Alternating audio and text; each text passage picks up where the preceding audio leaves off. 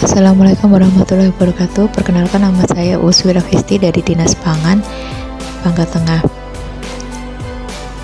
Pada kesempatan ini saya akan memaparkan mengenai tugas saya pada agenda 4 ini, yaitu mengidentifikasi isu, menerapkan core isu, dan penyebab core isu, serta gagasan kreatif atau judul. Identifikasi isu di instansi saya. Yang pertama, kurangnya minat masyarakat untuk menanam tanaman hortikultura. Penyebabnya, kurangnya pengetahuan dari petani untuk menanam hortikultura, dan petani harus meluangkan waktu setiap hari ke kebun untuk merawat tanaman hortikultura tersebut. Hal ini berdampak kurangnya suplai sayuran karena sayuran harus didatangkan dari luar wilayah petani karena di daerahnya tidak mencukupi kebutuhan masyarakat. Lalu yang kedua, kurangnya pengetahuan dan keterampilan kelompok wanita tani di Kelurahan Koba untuk menggunakan pupuk organik. Penyebabnya, kurangnya pengetahuan dari anggota kelompok tani yang mayoritas berprofesi sebagai ibu rumah tangga yang belum tahu bagaimana mengolah bahan-bahan yang sering dijumpai setiap hari untuk dijadikan pupuk organik. Dampaknya, kelompok wanita tani hanya bisa bergantung pada pupuk kimia di toko pertanian yang harganya sekarang semakin mahal. Isu yang ketiga, keterbatasan sarana dan prasarana penyuluhan yang tersedia. Penyebabnya keterbatasan dana penyuluhan. Dampaknya penyuluhan menjadi kurang optimal karena sarana dan prasarana belum memadai untuk melakukan penyuluhan terhadap petani. Kemudian dari identifikasi isu tersebut, saya melakukan penetapan core isu dengan metode USG. Evaluasi USG memvalidasi isu berdasarkan 3 item, yaitu urgensi, yaitu seberapa mendesak isu tersebut harus dibahas, dianalisis, dan ditindaklanjuti. Seriousness, yaitu seberapa serius isu itu harus dibahas dikaitkan dengan akibat yang ditimbulkan.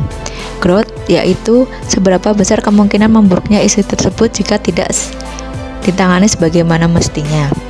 Nilai secara USG dilakukan dengan menggunakan nilai rentan 1-5. Nilai yang semakin tinggi menunjukkan bahwa isu tersebut sangat mendesak dan serius untuk ditangani. Dari ketiga isu yang saya bahas, terlihat bahwa peringkat 1 adalah kurangnya pengetahuan dan keterampilan di kelompok wanita tani di Kelurahan Koba untuk membuat pupuk sendiri dengan nilai 14, sehingga isu tersebut akan menjadi isu prioritas.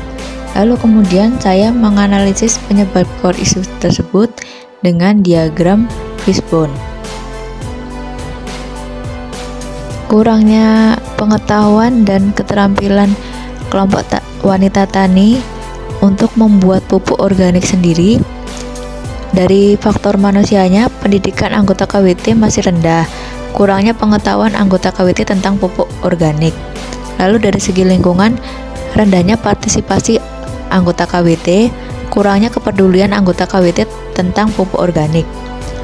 Sedangkan dari sarana dan prasarana, media penyampaian informasi tentang pupuk organik tidak ada.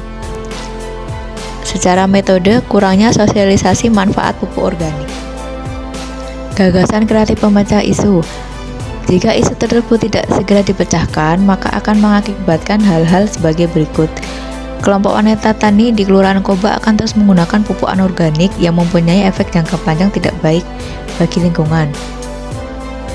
Harga pupuk anorganik akan selalu naik.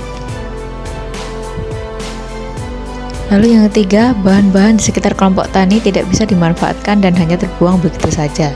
Padahal limbah tersebut, contohnya air kelapa tua, sering tidak dimanfaatkan oleh orang lain dan hanya dibuang begitu saja.